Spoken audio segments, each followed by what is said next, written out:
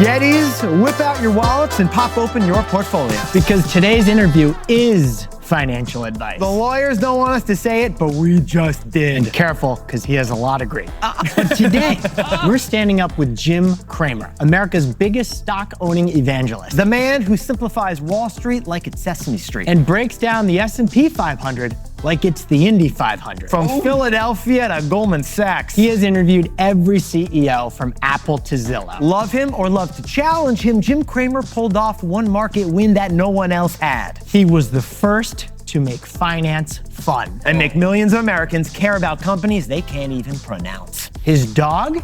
It's named Nvidia. True story. And that was 5 years before you even knew what AI stood 2017, for. stock at $2. 2017. He is not just the most recognizable face on financial TV, he is a New York Times best-selling author. We read his new book, we called his agent, and we said we gotta get him on the show. So Jim is gonna reveal today that what the finance industry tells you is wrong. And why the best wealth advisor may actually be yourself. Plus, we'll share Jim's playbook to pick 5 stocks and fall in love with them. Because that's how you make money in any market. And that's the title of his book. Besties, please welcome the Sultan of stocks, the Baron of bullishness, the High Priest of price targets. And the regent of rolled up sleeves, although today he's wearing a suit. Jim Cramer is the man from CNBC's Mad Money and the author of How to Make Money in Any Market. And today's interview with Jim is the best one yet. You're gonna wanna go long on this All one. right, so I'm gonna, thank you.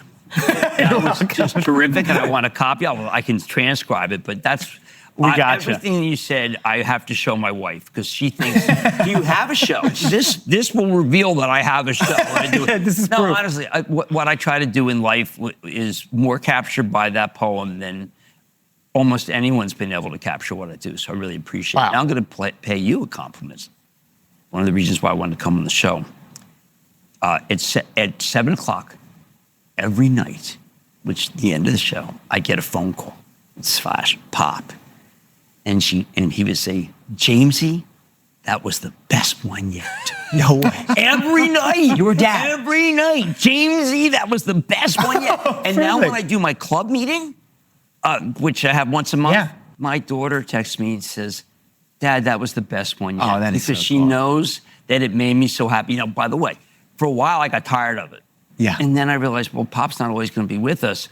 And now it's just like it's killing me that at 7, nothing happens. Yeah. But anyway, the best one yet Well, is a great title. So, And all the young people listen, and all the older people don't know what they're doing. Jim, Thank you so much. Nick and I launched this startup when we were working at banks, and we did it in secret. Secret because we side weren't hustle. sure our compliance would approve it.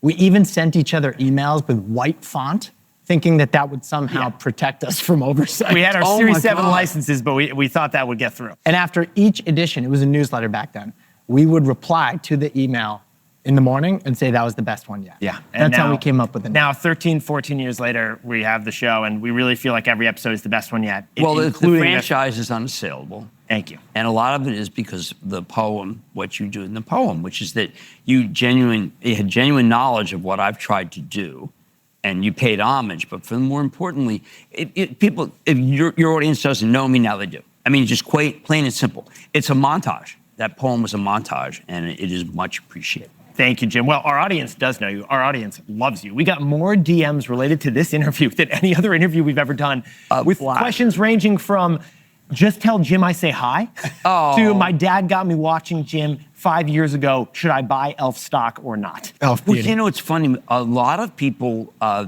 lot of father-daughter, a lot of father-son.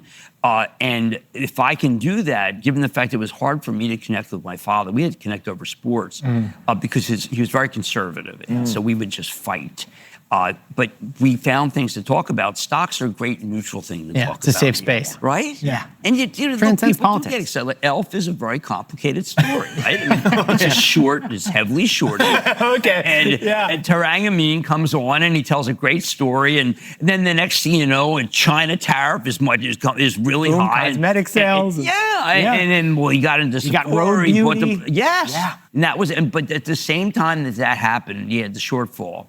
So, I mean, Wall Street's complicated. Yeah. Well, this is what we love about you, Jim, is because we could have thrown any ticker symbol at you right now, and you could have given us the full synopsis, and we were here for it. But the rest of my life is a shambles because that's what I'm good at.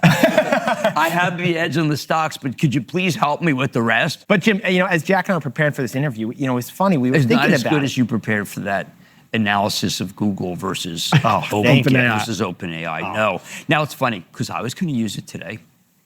And I wasn't going to credit you till after, okay? And the reason I was doing that, because I thought it was so brilliant. And when people say it's brilliant, I said, well, I got it from you guys. Instead, I said, I got it from you guys, and then I told it. And these guys are like, yeah, I mean, really? If I had said that it came from John Malone, they would have been, oh, really? I can sell it.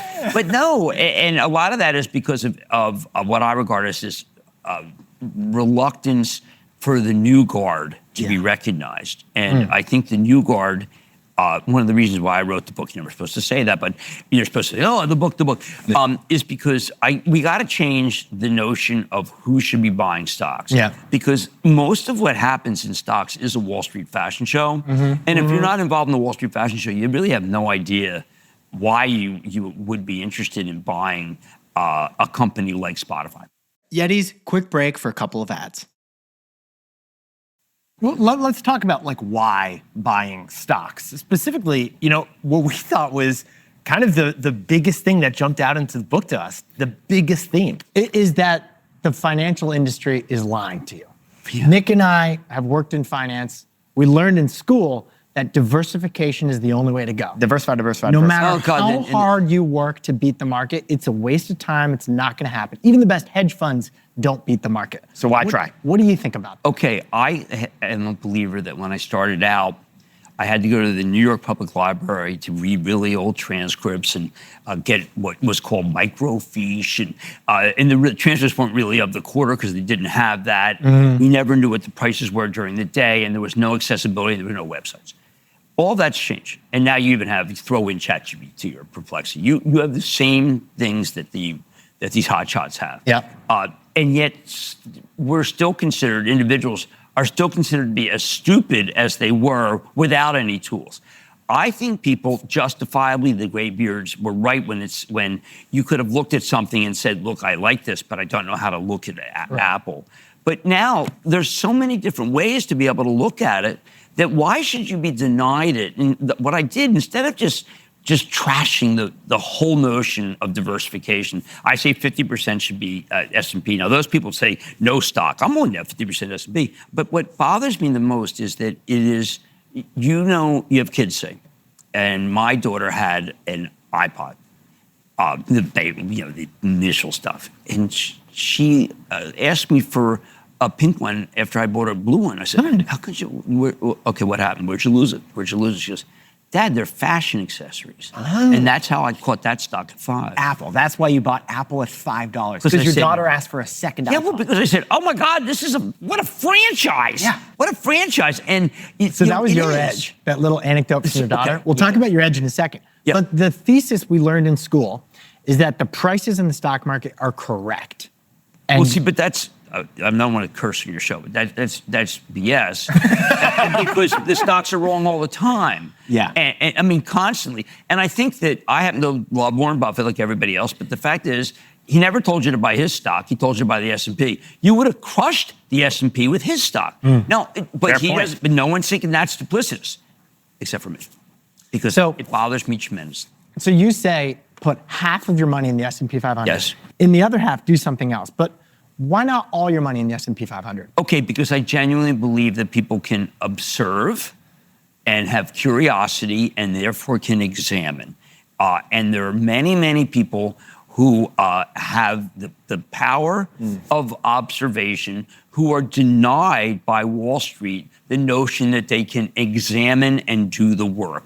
That was understandable when it was impossible, like when I was trying. But to say that nothing's changed and it's just as opaque as it was, and that's absurd. It's ridiculous. And is it perfect? Well, I mean, Nvidia, wait, is it still $2? What a loser. I mean, honest to God, I'm a living, breathing reason to believe that it's not true that diversification is the only free lunch, and I used to believe it. I used to come in with that rap, and I realized I was hurting people. Yeah, Jack and I have always said you can just buy the SPY, but there's a cool, and we should get into 50%. I'm with that 50%. But I listen to you on Google. Okay. Yeah. Well, what do I do when I listen to you on Google? I could say, yeah, but those clowns, don't they know that Google's just 1 of 500 and we just put all real bad ones with that one and we do better? Huh? You know, let's put some really bad food with some good food. It'll really be tastier that way. Right. No! I mean, it doesn't work like that for any other thing other than this notion. The sotto voce notion is you don't know what you're doing because you didn't go to the right schools and you're not rich. Yeah. And you never will be. That's what and the you'll industry never will says. be because, frankly, the door is closed. That's how I feel. Yeah. So you've said that a well-informed amateur can beat the pros. Absolutely. In fact, you've promised that. Absolutely. How much homework does a regular person have to do to beat the pros? I spend a lot of time talking about that in the chapter where I go into how to read a conference call. But I teach you how to read a balance sheet. Boy, that was another one that not everybody really wanted to have. But I'm not going to. I can't recommend people to buy stocks individually unless they know how to do balance sheet, How to do the how work. to income The statement, homework. how to read a conference call. You How to can't do give the- somebody a car until you teach them how to. No, even that Lamborghini I see advertised there, although my wife would disagree. But once you find how to do those things, I believe that if you have the time and inclination, it doesn't take as long as it used to. Because everything's available at your fingertips, and you can actually just wait from quarter to quarter. And to our besties listening right out there, you know, Jack and I do this when we're reporting. So Jack and I go into the transcripts of an earnings call. We will Google a Elf Beauty earnings call. We get the transcript, and Jack and I will read it and search for keywords. I mean, the reason we did that whole story on Abercrombie's resurgence thanks to this $100 bridesmaid dress is we discovered that in the transcript of the earnings call. And That that's wasn't anywhere fantastic. else. It was in the transcript. I got Gap one tonight, Yeah. okay?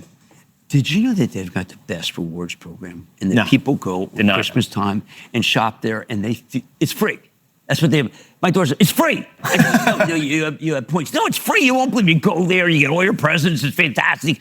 And they actually, the points culture, Yeah. Dixon understands, the CEO, understands the points culture. So the first steps to investing, as you described, for an amateur or for a pro, is that you're going to do the research. You got to understand how to get into the balance sheet, how the income statement, read the transcripts. But remember, if you can't, you got to default to the index funds. Okay. But then So you if you're do not willing to do the homework, then get the And I S&P really 500. don't want you in the individual. But one of the coolest things we noticed in the book, and this was just like a brilliant observation, is you said never buy normal stocks, and then you just like eliminated half the market. Yes, Like I that? did. Yes, I did, 300 because- of the S&P 500 are normal stocks. So don't invest in those. Well, because you have to have a buy and a sell, and somebody will come on TV and say the Fed's going to tighten, and you got to do I sell that one? So what's a normal International stock? paper.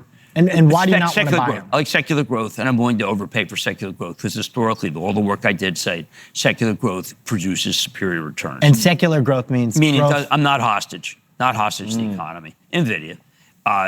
And what I'm trying to do is make it so people don't trade, because I'm really anti-trading. I think trading is the scourge of performance, because that's that buy high, sell low thing that people do. And I want you to be certain that you like the thing, and maybe use the company, know the stock. But what I don't want you to do is buy a stock that on this day, Freeport, copper's down, and you're going to bet the copper goes up, and when copper goes up, you sell it. Or that if you think Starbucks is a coffee company, which it really isn't, and coffee prices go down, you say, I got to buy Starbucks, and they go up, so I got to sell Starbucks. I don't want that. And I don't want trading, because you're not good enough to trade, but you're good enough to invest. And the tax consequences are much better. So Jim, in your book, you say put half of your money in the S&P 500 Yes. and select 5 stocks that you fall in love with the other half. But when you pick those 5 stocks, do not pick one of the 300 normal stocks in the S&P 500. Right. You just said normal is not secular growth. What are some Cyclical. examples of normal stocks Okay. that you don't want to buy? Okay, a group that I can do for my charitable trust is the banks. But don't do the banks. You can't, because the banks have historically wrecked so many people. It's too hard. They're very difficult to read. It's not just a balance sheet. There are many different metrics. So It's beyond most people, and when the economy gets bad, they're the first to get thrown away, and I don't want people in those. Now, is that a crime? There's a bank stock that came public today. It's from Missouri, okay? That I could never recommend to people. It's probably great. It's probably great, but people feel, oh, God, I read that. There'll be some Ray Dalio will come on and say, you're about to get hit by a meteor, you personally, okay? It's like, oh, my God, here it comes. I mean, you can't have that. So you ever notice the Doom guys? Yeah. They're so good at Doom. Yeah. Aren't they? Doom's easy. What did they read? Maybe it was like Poe. No. Like the Telltale. No, I hate the fact that people scare people out of stuff. Yeah. Well, that's one of the things we love is your bullishness.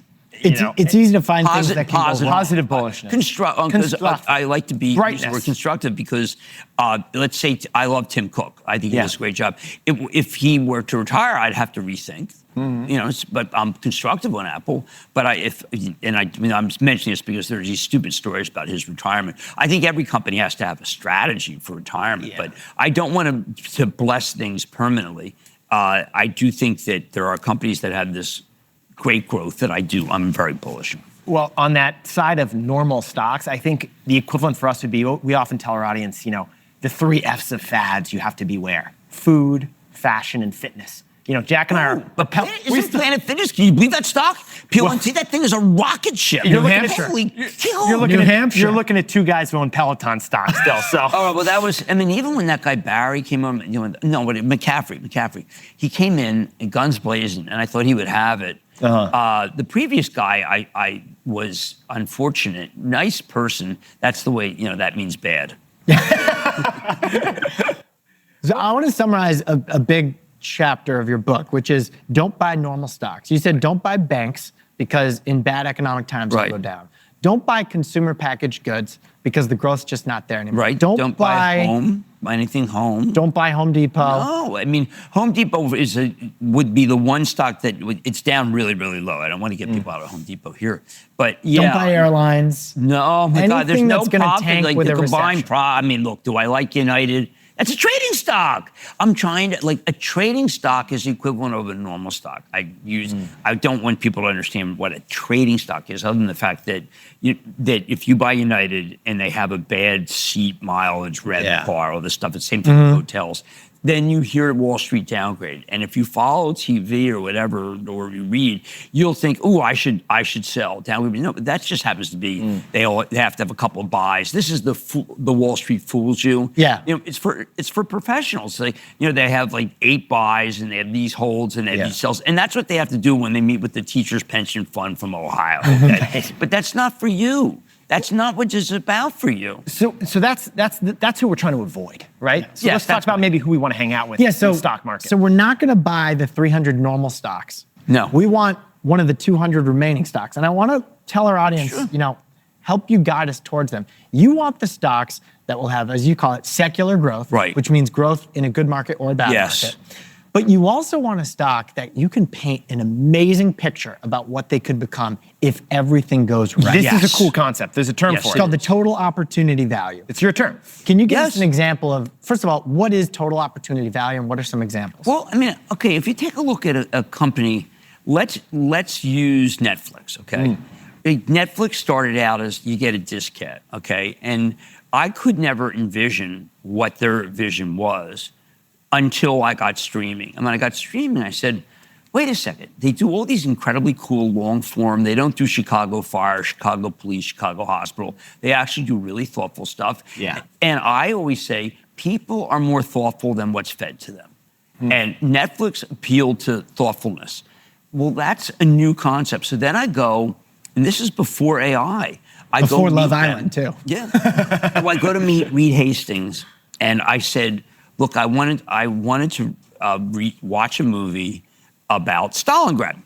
And I called at 3 a.m. and I got this customer service. Oh, we happen to have... All Quiet on the Western Front. No. Enemy at the Gates. They had that. So I said, well, that's good. So I went to... Then I interviewed Reed Hastings. He says, yes, our customer service is great. But what we really do is we try to figure out what you like. So for instance, let's say you like Scarface.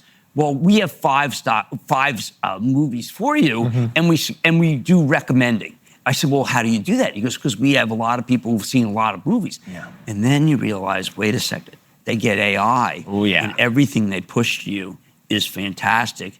And then they're getting sports, and then they're getting really great games. And you say to yourself, this is a company that knows what it's doing.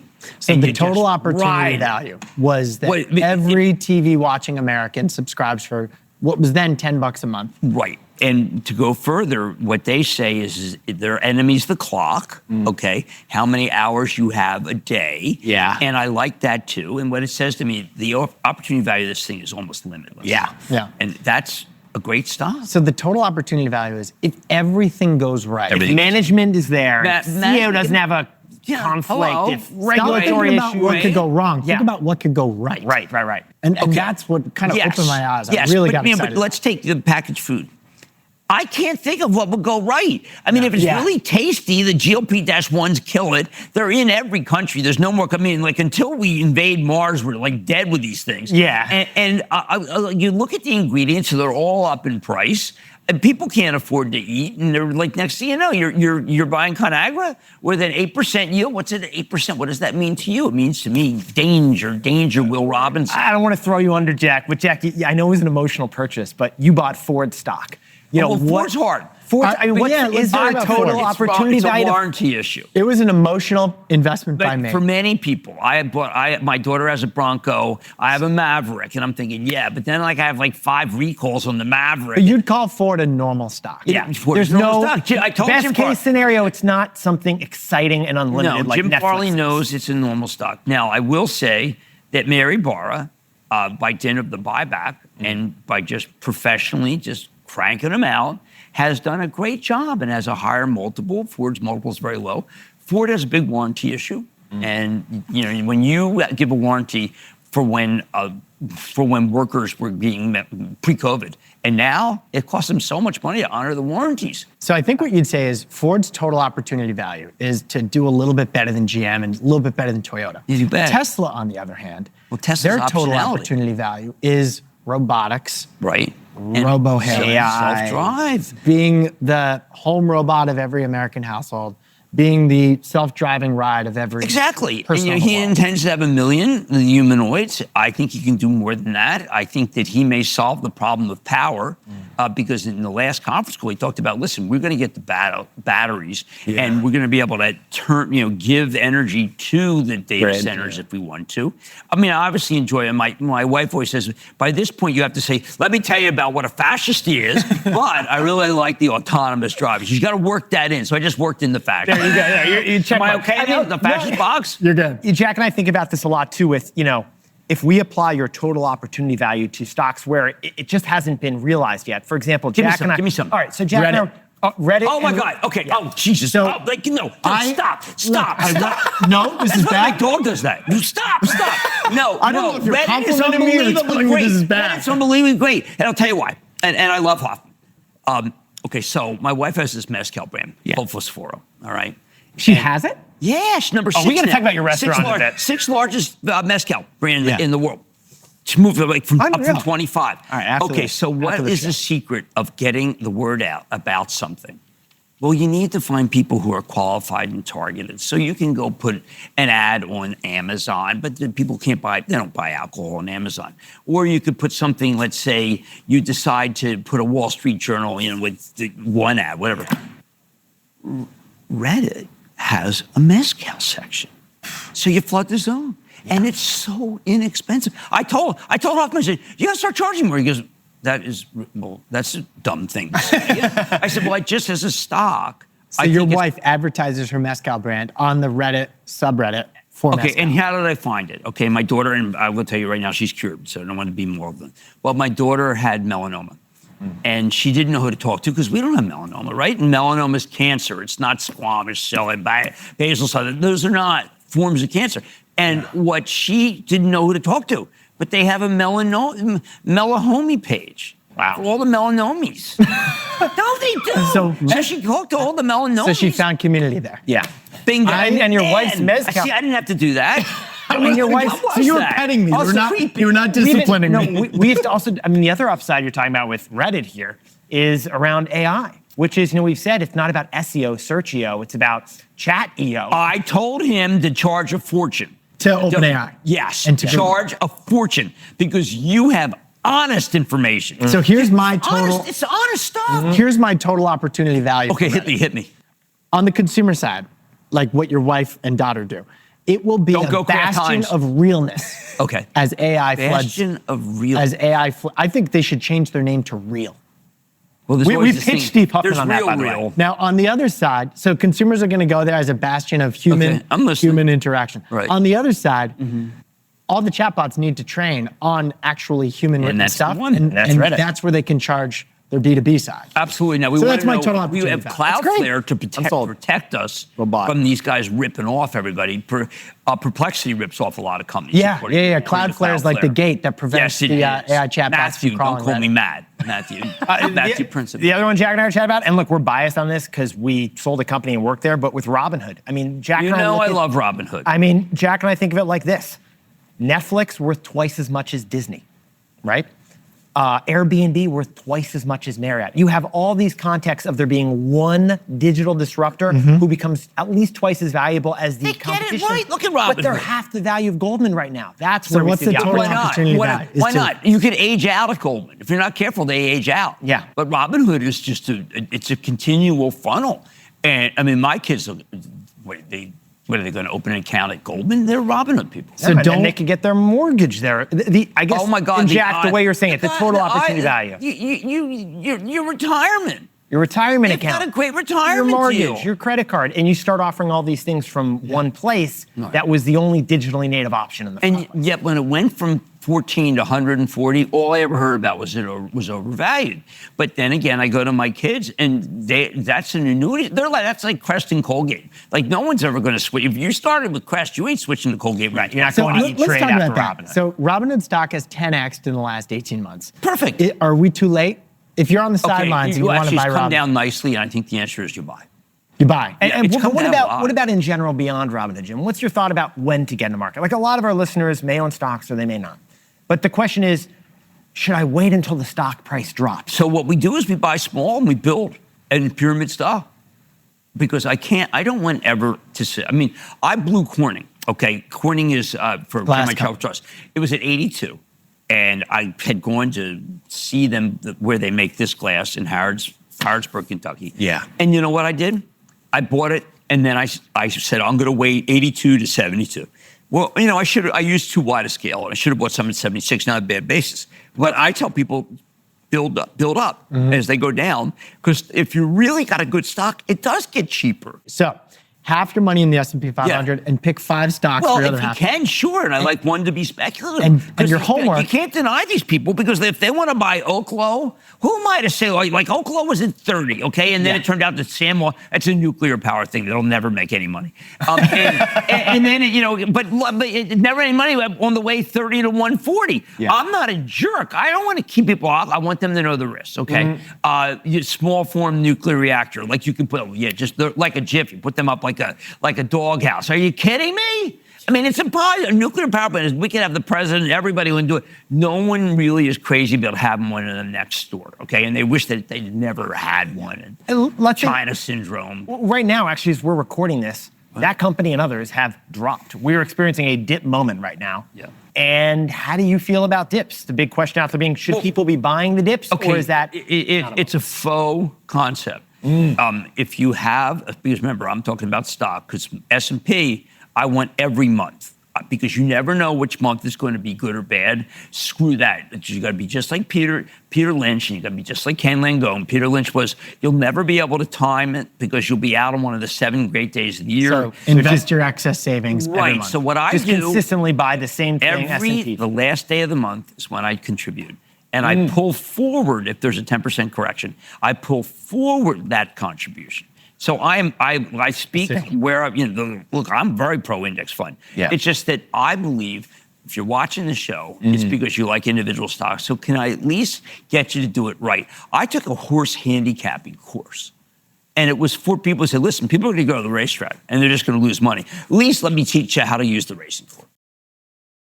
Now, a quick word from our sponsor. Speaking of individual stocks, too, What? I mean, I believe we're sitting with the man who named his puppy Nvidia. No, it was a deranged pit bull. It was one of these mutts. And you ripped somebody's face off once because the person tried to get into our house, but it happened to be the landlord. Yeah. We were the renters. So Jim, in 2009, it's the first time you ever suggested people should buy Nvidia. 2017, you were so I doubled down because convicted. Jensen called me out. It was a $4 stock. Jensen called me out. Tell us how you got the edge to decide to invest in Nvidia. What are the signals that Nvidia sent you that we can apply to others? Okay, What's so the edge? this is one where it's not fair. You'd have to listen to the show. Okay. Okay. And I'll say this is why, because Jensen Wang, the CEO, was beside himself that people weren't listening. So he knows that I'm a sucker for him and for his company and for gaming. And I knew that his chips were being used in all the great car companies. I had the edge to know that Audi's built on NVIDIA. The edge is your information advantage. Listen, you were interviewing the Audi executive who mentioned NVIDIA chips used to be for video games and now we're an Audi. Yeah, well, I kept saying, look, you keep saying the great technology. Who? And he goes, NVIDIA. That's an edge. So when the Audi CEO told you that his cars had NVIDIA chips, yes, that's when you said, "That's my edge." Well, because I think it's the best don't know that company except in the world. me. But essentially, but then I share it. So then I go out. Okay, and he says to me, okay, and it's a big screen like this. He goes, I want you to paint a picture. I said, I'm not an artist. He goes, no, just speak to it. I said, speak to who? So speak to it. And have it make a painting. I said, well, you're at NVIDIA's headquarters. I'm NVIDIA, right? yeah. Okay. He goes, have it make a painting. I said, well, I don't get that. He goes, well, think of an artist. Yeah. And I said, I like Cezanne. He goes, okay, challenge the machine. I said, okay, I'll take a Cezanne Seascape. You ordered it like you're at McDonald's. Because remember, he's like he's a still life guy. And NVIDIA chips made that art possible. Instant. I said, well, that's not possible. He goes, well, you can try it. We can do any picture. And everything came out. So then he goes, okay, what do you like plays? I said, I love Shakespeare, Henry IV, Part 2. He goes, okay, I'll tell you what. I'll put you in the third row center Globe Theater. We'll watch it. And he does it. On the screen. This little gym in the third row. And then he says, listen, he takes me over and there's this car going in a video. And he said, this is 2 million times, but I can't figure out black ice. Oh my God, this guy. So, and then we do the stormtroopers where you couldn't tell which ones were real from Star Wars and which ones weren't. Wow. And I'm like, this guy is crazy. And then he takes me to the pièce de résistance. Little robot dogs trying to pick up Jell-O. And he said, you know what you do when they get it? You got to give them a reward. Wait, these are robot dogs you gave a treat to? Yeah, give them a treat to. And I said, all right, okay, stop. I am going to tell everyone about this. Nothing. Nobody cares. Okay, nobody cares. It goes from 3 to 2. Oh, what year is this, by the way? That was 2016. Okay. So then I go out again, and he says, "Okay, I want to do something really cool." Yeah. So I walk in, and there's me. It's just me. He's made me using tokens. It's me, and it says, "Hey, I'm Cramer. Now I'm from Philadelphia." There's I don't know if you guys watch Task. Or mayor, a mayor of Easttown. Yeah, okay. Well, anyway, here's the thing. That's a terrible Philadelphia accent. Now I've lost it. She's British, but Jensen spent hours upon hours getting the Philadelphia accent like right. water. Like water, owl, Rita's? Yeah, not like blue, ow, Rita's, yes, absolutely. And he nailed me. So, and then he made an AI clone of you that even had. It was better than me. It was like more me than me. Okay, and then we went around and he showed me some of the latest stuff, including like a robot that brought me coffee and brought me the right coffee for heaven's sake. Not the bad coffee. And he said, what? And then he said, what can I've got a box that can speak 27 languages. So you can imagine Wendy's, they have a lot of different people come. And so I said, but he said, it means nothing to people. How do I get people to know about my stock? And he's a lover, not a fighter. I said, I got it. I'm going on my show tonight. Yeah, and so I said, you got to tune in next week. The dog. So I start the show by saying, okay. And then I gave you all the things I just said. And I said, but no one's listening. But I have a dog. And the dog's name is Everest. And he loves the name Everest, but you know what he really answers to? He answers to Nvidia. And so I've renamed him Nvidia. So, okay, so fast forward. I did this thing for millionaires that we created. Yeah. Just for Jensen. Jensen wanted to meet all the millionaires. Wait, can you clarify that? So What? you have created millionaires. Oh, no, we did a room of millionaires from the club. People who made $1 million. Because of your recommendations. Yes. And a policeman stops me after I did this Barnes & Noble signing, and he goes, look, pulls me over. And I'm still in the camp which says, okay, what did I do? What did I do? You know, and like, I'm now like 140, and I'm still asking. And he says, I'm a millionaire because of your dog. I said, what? He goes, well, you named your dog Nvidia. And I figure only a guy who really believes would name his dog Nvidia. So I'm not really quite sure about what Nvidia does. I said, don't tell me that. That's not so good. But I said, why are you still working? He goes, because it's my calling. But he had made $1 million. And I was so thrilled for him. I'm really thrilled. A guy stopped me in front. People stop me all the time. And I sign these bottles for my wife, this Phosphoro. And I'm full service branding here. Like, you know, I'm NASCAR. We're all for it. I'm NASCAR. So everybody I always tell people, bring me your statement. Yeah. And they show me the statement, and I showed my wife. You should sign those Nvidia. Oh, brokerage it's so statements. much fun. Look, it's fun to help people make money. It's a wonderful story. The next time you got a good stock, Big Jim, I think this ups the ante, though. I mean, you got to get a tattoo. I think that's the next thing. Oh, I thought about that. I thought about that. Yeah. I think it's a great idea, but I just am afraid. The only two stocks that I've said own it, don't trade it. In my career of 20 years now in Mad Money are Apple and Nvidia. So. Like when people say, oh, he doesn't make any money. I said, look, okay, you're right. I have Apple and Nvidia for 20 years. I'm sorry. You know, the old days, look, people take shots at me. And look, I'm not going to say I don't mind it because I'm a human. Yeah. But I do feel that I've done a good job. How about that? And I did my best. And that's all you can do. And I sold to Google to move into Broadcom. I sold Google because I listened to the Justice Department. And I said, they're going to smash it. And like, I shouldn't have listened to Justice. And then the judge reverses himself. Who would have thought he reversed himself? So I listened to the government. I got it wrong. To your point of holding. It happens wrong. Yeah. So Jim, to challenge you for a sec. Sure, do it. So clearly people can get an edge by listening to your show. Yes. Hopefully by listening to our show too. Yeah. But I think the status quo finance industry says you can't get an edge. That's why you should buy a diversified index fund. How can people get an edge? They have to have their eyes open. They have to have their eyes open and then marry it with looking at the website, looking at the balance sheet, of which I tell you how to do. Because I think if you have your eyes open, you'll find something you believe in, and if the financials are okay, then you will end up making money. So I really believe that. And if you go back over 100 years, you'll see that it's just been historical that will work. Tobacco, unfortunately, is the greatest performer of all time, Philip Morris. But you can see that's evident. People get hooked on a product. What a great thing! I didn't, but what a great product! You get hooked on it, and it's legal. And I'm just going to buy that stock, and it turned out to be the greatest performer of all time. And I don't think that's hard to observe. I just think that the winners. I mean, you mentioned Airbnb. Now, I think that they're not managed as well as I'd like, but that is a great concept. We mentioned Reddit. Well, I found Reddit from my daughter, but then I got to Wall Street Bets, and I said, well, this is kind of cool. These are very involved people, and I like that. And each one of the ones that you mentioned, I can make the case for because they have secular growth, and they're run by smart people, and I just think, you know, this is what people do. They observe, and yet you want to tell them, no. You have to be in the S&P. Yeah. I'm your overlord. I am telling you, you're in the S&P or not. What is this? It's Soviet Russia. It's Soviet. It's the Soviet Union. Right? I think there's something so satisfying about that too. It's like your daughter's iPod moment when she asked for the second iPod color, and you're like, wait a second, that was his Apple's edge. an accelerate. That was your edge, but you didn't have to be an expert for that. No. Honestly, one of my... Dude, Alex bought me Abercrombie & Fitch jeans like 5 years ago. That was my edge. Yeah, that was your edge. Well, wait a second, millennials coming back to Abercrombie. Totally. Wait a second, because then you go into Hollister. Okay, yeah. I did this at Short Hills Mall, and I said, "Oh my God, I'm killing this place with my age."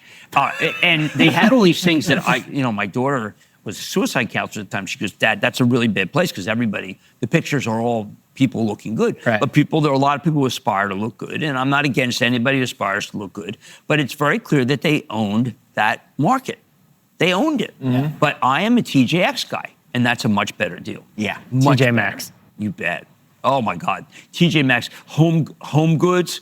My daughter's got a potato chip at Home Goods called Folds. Are you kidding? No, I'm not kidding. I mean, you should launch a CPG brand at this I think point. I mean, should. Got, like, They're crunchy and you can have them and yeah, it works. Well, she's a baker and she baked and baked and baked. And I was like, she went to Walmart to get the flour because she needs the cheapest flour and that's Walmart. But she always had this thing in mind and these chips and and she went to the fancy food show and she was really bummed out because nobody bought it. But then Home Goods called her and they negotiated really hard.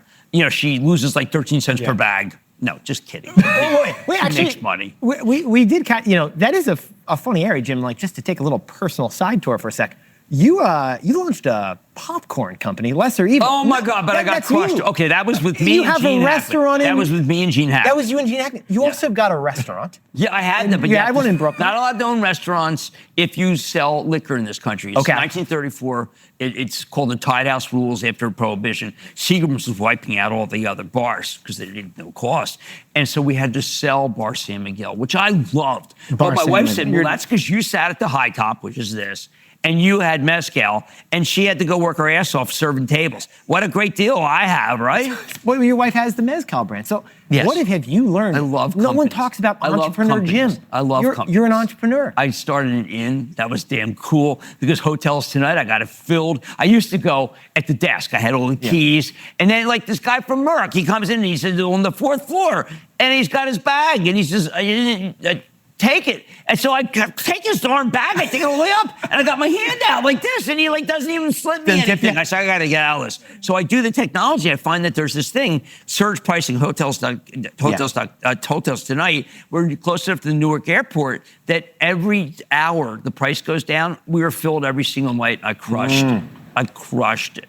Anything you've learned as an entrepreneur that applies to investing? Well, I don't want any competition. If there's competition, I'm in big trouble. That's why we started with mezcal, because there's really not a lot of brands. But the tequila brands are interesting now because I don't know if you saw the Don Julio numbers because of this adulteration. No. The numbers are down like 40%. Yeah. So it's kind of a given opportunity for someone who does it, who uses You said artisanal. adulteration? Yes. What's that? Well, they put caramel in it.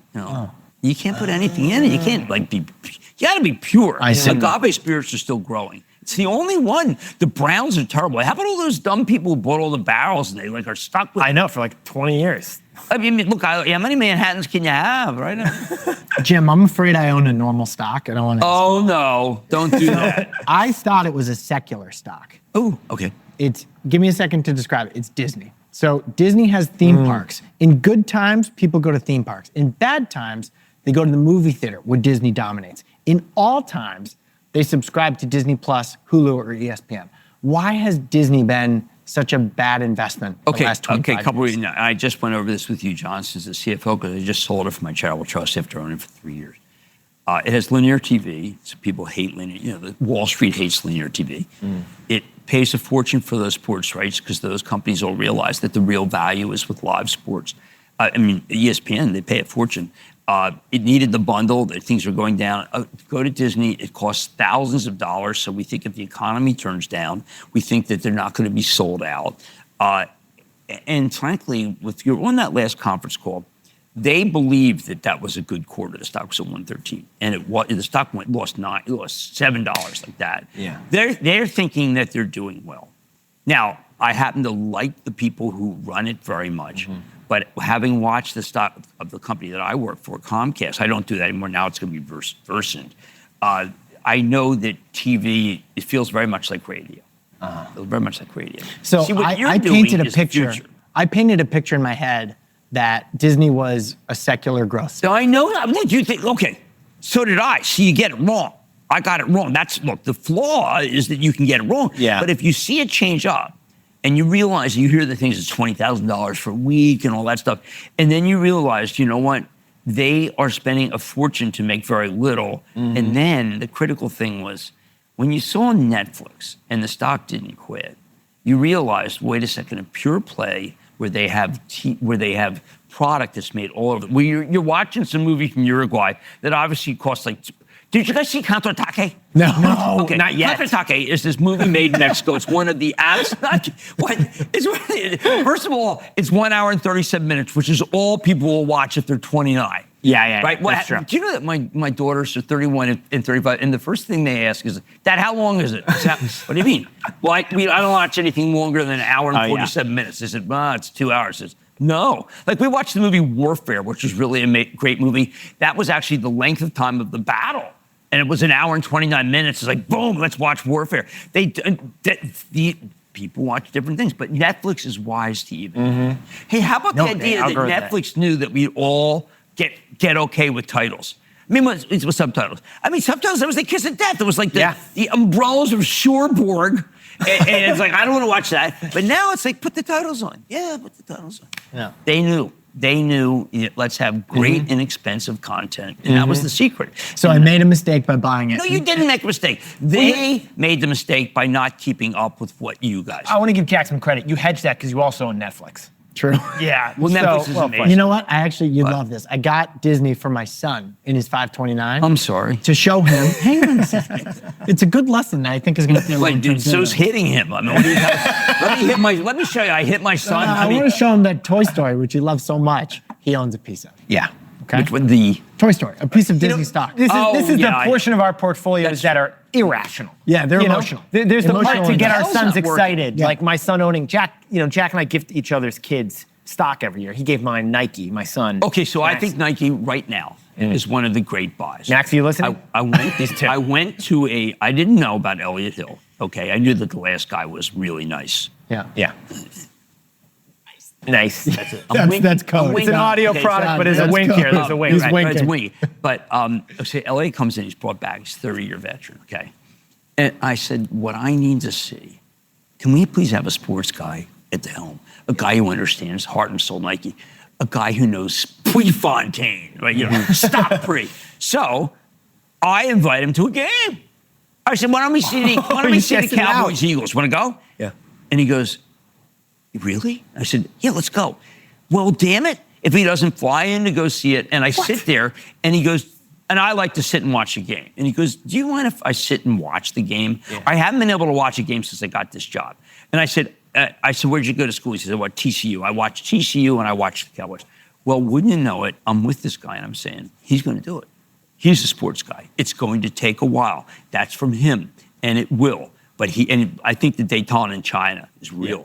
But I think Nike is the right stock right here, right now, $63.10. You know what I like about your strategy? You have these little anecdotes. And that's the beginning of your edge. But that's what you do. Right. But you see, that's what you do. Yeah. No, I'm you trying do to the learn anecdotes, from and what happens is people then say, well, this is what I want in the book. Ooh, that's interesting to me. Maybe Google is better than OpenAI. That's the seed of an idea, right? Yes, because you want people. This is a learning show, okay? And you do it in a way that is, I don't mean this to be incorrect, but bite-sized. See, because that's the length. Remember, Contre-Attaque isn't short.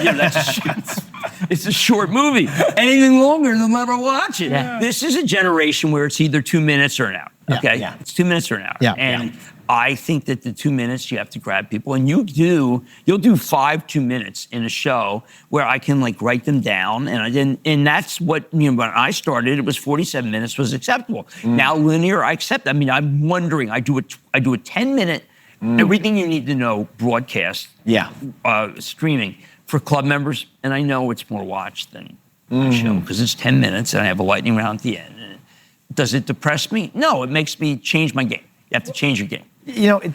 It's interesting to hear you talk about this because, Jim, we've admired you for so long, partially because, Jack and I have a daily product. And we know how much goes into producing one daily show. I mean, we just pour everything into one daily show. Yes. You've got like 30 daily shows because you're appearing here and then you're appearing there. I want people to remember that when they were at Brown and Middlebury, what was the length of a paper that you had to do? 5 pages double space. And how long did it take? Were you allowed to have? Well, they told me it was due in 2 weeks. Okay, I have to write 7,000 words a day. Yeah. 7,000 words. And I've done the first 800, and I did it about how maybe you have to start thinking about buying the stock of an acquirer. Now that anyone's allowed to buy, Abbott's buying Exact Science. And the other day, Kimberly, right? They're buying Kenvue, which I think the talc problem blows over, and I think the Tylenol problem blows over. We have to start thinking about Kimberly at 5% because it's down big off that. If they walk away or if there's an overbid for Kenvue, you're in great shape. These are the things I'm looking for, the anomalies of because now that we have all these deals because they got rid of the antitrust division, right? I mean, the pro-trust. Oh, they got the pro-trust. And Jim, you're writing this analysis, 700 words a day to prepare. 7,000. 7,000 words a day to prepare. Just to share this with our audience, you are operating at a ultimate capacity. See, I'm not looking at you. There's a Rayo's ad behind you, and that's going to produce maybe 35 cents on Campbell's. Yeah. And if they put some other brands together, it's $30. You get a 5% yield. Oh, now it's Sephora. Okay, but I'm sorry, that was rude. No, but I saw it. No, you're looking for clues everywhere. But I'm just curious, almost from the craft side, from like two other guys who produce a daily. Did you say media craft? Side. Yeah, because you're craft. Gene Hackman used that word. This is the first time I heard it. He said, you have a great craft. Well, so you do have a great craft. You produce 2 shows, a newsletter, an investing club. You run a bunch of businesses. What's the key to organizing a professional life like this? I mean, you're doing what you love. To not sleep. And do you, literally, how much sleep? I mean, I went to bed last night at 12. I had to read the Nvidia conference call twice because it was really a tour de force. And I knew that the bears would try to force it down. I don't give a damn. Nvidia's great. But I realized I got it at 4 o'clock, the dogs got on my head. So I said, I'll just get up again. And I realized I had to read TJX. I had to read, I wanted to be ready for Walmart by reading Target, and I had to read Lowe's. And that's what I do. I read, and then I process. And I don't do ChatGPT Lowe's because ChatGPT is dumb as wood a lot. I mean, ChatGPT steered me wrong about the other day. Oh my God, it can get things wrong so badly. Yeah. And so what I try to do is do my own synthesis. And to do that, if you do a lot of them, then you're in good shape. I'm not Ted Williams, but what happens is I'm in shape. Yeah, and I'm in shape, and that's the craft. And what time do you wake up every morning? I get between 3:45 and 4. Breakfast? Except for Tuesdays and Fridays. Well, I get up at 3 because my trainer comes. And breakfast? No breakfast? Just a carb, half a bagel. Gotcha. You have to have a carb. Jim, as we start to kind of wind down, Nick, you guys are maybe winding up. We're winding up. Who is it? Who's behind? Oh, the big shot. Oh, you got the big shot. Okay, good. Who's the opener? Was that the chief strategist of Goldman behind me? Okay, let's hear what he has to say. Well, I think I am worried about private credit. I think that I'm very worried about Blue Owl. Jim, one of the other cool thing about your book is we got to learn about you a little bit more. I mean, you're from a family in Philadelphia. Yeah. You end up working at Goldman Sachs. Yeah, that was a trip. Your first job after school, Jack and I were shocked by this, was covering murders. Well, I was covering sports, covering Florida State, Florida A&M, but I was on the campus of Florida State. Yeah. And that's where Ted Bundy broke into Chi Omega. And so murders weren't your beat. No, and I'd seen him at Big Daddy's that week. Jeez. You knew because it was always hot as hell there, and yet he was wearing a fisherman's sweater. And weird. You said, wow, that guy's strange. Not that, obviously he was cool looking. He was a horrible person. But that, I then realized I had a talent for that. So I wrote the LA Herald Examiner, and I said, look, I want to be big time. I was making the same thing in LA as I was making in Tallahassee, but I said, listen, all these big shots you're hiring, none of them are willing to get their hands dirty. I'm willing to get my hands dirty. So they put me on the crime beat, and I was on the front page every day, which is a chick magnet. You allowed to say that? Yeah, we can say that. You are. That's we're going to ask you career advice. That happen, right? The president said you can say chick magnet. He's changed the rules, man. God. Well, by the way, that's not you're there. But yes, and then I went out there and I covered Everybody Died Violently for a year of my life. I lived in my car because I got broken into, and I used to have to park at the airport because my horrible editor said, hey, maybe a plane crashes, you'll be first on the scene. It's really hard to sleep at an airport. So then, how do you end up at Goldman Sachs after being a crime beat reporter? Well, I went back. I was an American lawyer. I got there soon after it started.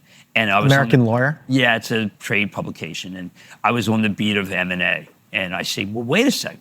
I see every single oil company is being taken over. Yeah. Let's just go buy a field bet on oils. And I started making some money. And I had this great home run of that Gulf, Chevron's buying Gulf. And I had this great antitrust professor when I got to law school. And he said, he said, you spend every day you're reading the paper. I'm trying to teach. And I said, look, I'll tell you what. One day I'll come to you and I'll explain to you why I'm in your class. So years winding down. I said, Professor Rita, I got to know something. Is the Justice Department going to let Standard Oil buy Gulf, Chevron, buy Gulf? And he goes, oh yeah, it's a layup. I said, I'm going to put everything I have on this. He goes, go ahead. Wow. Put everything I had, and it paid for law school. Wow. You get through Harvard Law School with that. Yeah. Law school was a joke. It was. I mean, it was like, again, because of Trump, I can say what I did most of the time there. Yeah. But do you use anything from law school today in this? Do I use? Yeah, I mean, there's things that make it rigor. You did learn rigor, and I had corporate finance, and I had corporate tax. Those were the great. Yeah. But I also took law on the banana. Most of my classes were law on the banana. Was that a building on campus? No, it means stupid classes. Well, as a Philadelphia guy, the other thing we were curious about was, you've talked about your great investments on this show. You've also spent a lot of time with the Philadelphia Eagles. Yes, well, first do you think you've gotten a return on that investment? Well, no, but I started as a ice cream vendor at the vet. That was your first job? And said, hey, ice cream here, I got vanilla and chocolate. And that's where I learned to call people Skip and Chief and stuff, because that's what they called me. And what I realized very quickly was, at a 700 level, if you paid off all the other vendors not to sell there, you could have the whole franchise. So I paid everybody not to come up to 700 level. And I was just waiting in line. But there was this picture by it was like Steve a real Carlton. estate play was your first entrepreneurial move. There was a picture of Steve Carlton, and he could actually finish a game in the time it takes to watch counterattack. 1 hour and 27 minutes. And if you were long ice cream in the seventh inning, you're a dead man. You're dead man. You can never sell it. It's like, because you have to buy the ice cream. Oh, it's a perishable too. Yeah, the perishable. Whoa, man, let's go there. Huh? Let's go perishable. Costco's got perishable, and that stock's that big. Wow. So we respect a lot of what you've done. This book was amazing. We really do recommend it. We really loved reading it. Thank you. You actually read it, which is a big Reddit, which is absolutely puts you head and shoulders above everybody else. Jim, I wanted to ask you, some on Reddit. You close it. No, I'm not closing it. I don't need the notes. A second. Let me just clean up. Some on Reddit, consider you a symbol of traditional finance. Oh, I love that. Yeah, that's me. Yeah, I'm a rebel without a cause. I'm what a traditional finance. Why? Well, because I wear a brioni? Yeah. I wear a brioni because you can sleep in a wish, brioni. It's great for sleeping. What do you wish people who don't like you knew about you? Or what would you say to them about your investing style? I think that they should, when this book started, book tour started, the first guy interviewed me said, why are you trading people to death? I said, well, I don't believe in trading. He said, well, why are you telling people to buy this, buy that, buy this, buy that? And I said, well, I don't do that. I think what people should realize is that I'm for buying and holding, provided that you do homework. And I don't think people really think of me as that, but that's what my book's about. That's me. I want you to buy and hold, provide as long as and I tell you what would it mean for the fundamentals to go bad, and that's who I am. But I would say more important, I think what I want people to think of me as a decent dad, because I think that's what we want to be. We want to be decent dads. Decent dad, where, by the way, and if you read Confessions of a Street Addict, I wasn't initially. I mean, I had a big hit in Alcoa when Cece was coming out, and that was a mistake. I shouldn't have been trading Alcoa that day, but it was, that was me. I got a call, Jim, there's a big block of Alcoa. I think it's right, and I take it. It's like, oh, okay. The day your daughter was born? And my wife was saying, Jim, the baby, I was, let me finish this trade. I mean, that's not great. Or when I told an employee, because a guy said, listen, I got to go. I got to go see my kids play. And I said, Intel reports once, and you got to, the kid's going to be in a million plays. And these were things that told you, no, you're not a good dad. So I had to change. And the fact that I was able to I am most grateful that I was able to, for myself, that I was able to pull out so that my kids started respecting me. And, so that's the journey that I'm proud of. That is something to be proud of. And Jim, what would you say is, we like to ask all of our guests, and Jack and I like to do this with every single story too, is whip up the takeaways. What is your core final takeaway on investing for our audience of Yetis and Besties? If you're not interested in it, don't do it. Cool. People will, That's why index funds were created. And I want people to invest, but I don't want them to do it if they don't like it or interested in it.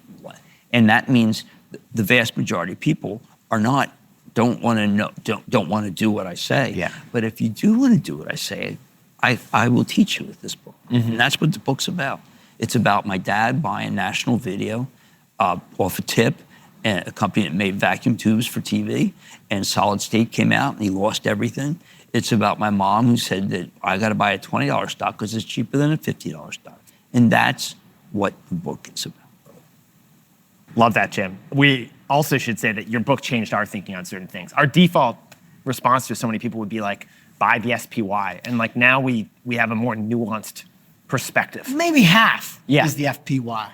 But the other half Is what you're interested in. is what you're interested in, what you have an edge on, and what you're willing to do quarterly homework on every 3 months. Exactly. And that has Well, hyperscale opportunity. Your show has information about stocks. I regard it as the best way to get started is your show, because your show is compelling and interesting. So a person who thinks they're not interested in stocks can listen and say, you know what, that sounds interesting to me. And then they can go do the work. Or they say, hey, it was interesting to me, and no harm, no foul. Yeah. But we need to have people like you, and we have you, who get people interested in business in a different way. Like you asked me about the entrepreneurs. Yeah. And I'm always happy to talk about that, but that no one doesn't make any money for people. Yeah.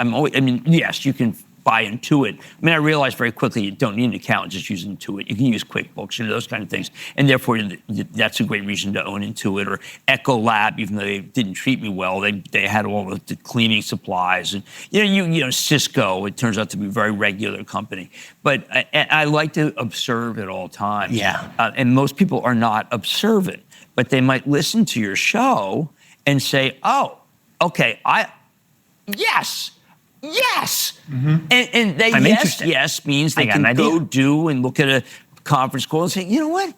Maybe I can do this. I don't want her to hear it's not that hard, because it is hard. Yeah. But maybe I can do this because I agree with them. I like what they said. And let me own a stock. Let me own a stock. And I cater to people who say, let me own a stock, or I think I can do this, because the returns for the ones that were so obvious. Dad, they won't let me use Google for my homework. Just a second. Buy 50,000 Google. Right? I mean, hey, Dad, they are taking away my Instagram. I don't know if I can handle that. Wait a second. If it's getting banned, that's a good brand. I mean, that's what it's like. They tell you these things, and you're listening. It's like, But you're not Dad, acting. we never watch ABC, NBC. We watch Netflix. Oh, just a second. Buy me 5,000. Because that's what it is. Yeah. It's like you observe. Don't just observe, but then act. Act. Right. And now sometimes it's bad. Like my daughter, when they changed the jack on Apple, remember they keep changing the jack? I talked to Tim Cook. I said, listen, you got to stop changing the jack. What an informed viewpoint you have. I said, no, my daughter said it. I said, oh, even better. I mean, it's like, oh, God, it's, because you realize, geez, once you said it, it's so Tim's getting on the phone too. He's going, guys, change the jack again. But one of the great things, Tim watches he watches the shows that I watch. Yeah. So it's in, he showed me the morning show when it first came out. Yeah. And he was a big Narcos guy. I was a big Narcos guy. But has he watched? No, and I watched that. I got that one. The Netflix conference call. Remember You're kidding? They mentioned in the call? No. Jack and I always say, if you want the gold, don't go digging in the desert. You'll look in the conference call transcripts. Okay, Treasure Sierra Madre is your book there. And a great movie. Treasure Sierra Madre. Treasure Sierra. That's federales. Well, I'm starting to get a sense. We don't know. We know, but they bothered. They cribbed it. And Warner Brothers is about to be acquired. I'm starting to feel like Jim's next entrepreneurial venture is a movie studio. Is it Netflix? Or is it Comcast? Well, Comcast doesn't have Comcast. Okay, so this is a good example of the book. Yes. Comcast has a 5 multiple. Is that cheap? Well, then you got to say, well, hold it.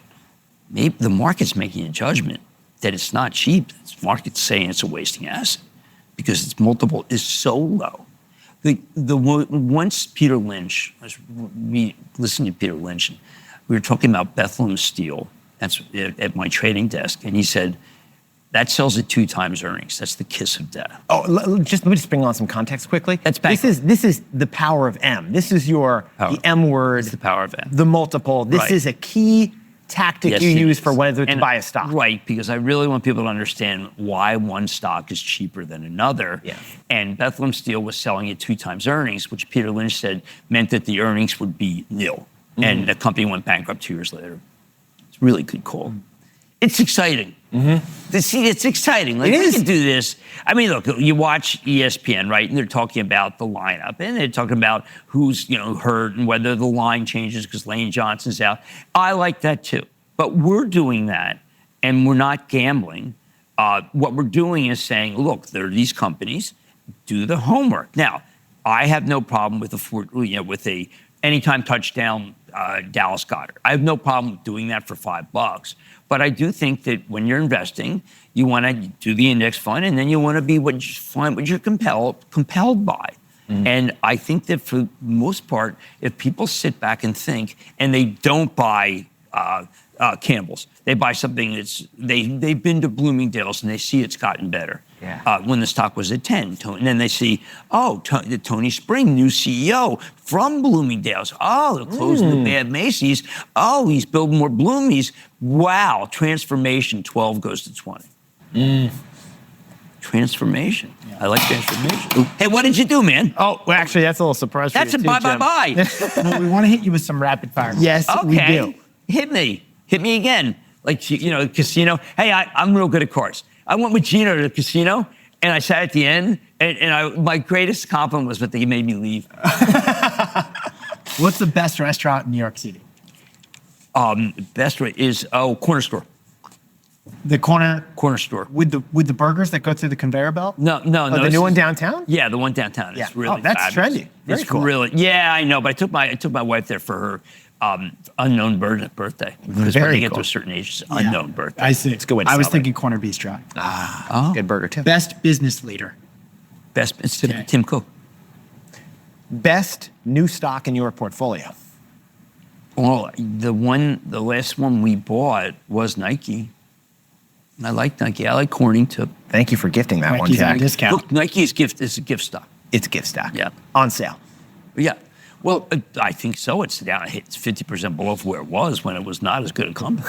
Jim, they have to be cool. They're starting getting some cool. Yeah. You go on Sneaker X. Back to cool. There's some $2,000 sneaks now. Yeah. We saw that jacket that influenced the puffer? Italian Olympics. Yeah. What's the best business book you've ever read? It's still One Up on Wall Street by Peter Lynch, even after all this. Best show you consume that isn't a Jim Cramer show.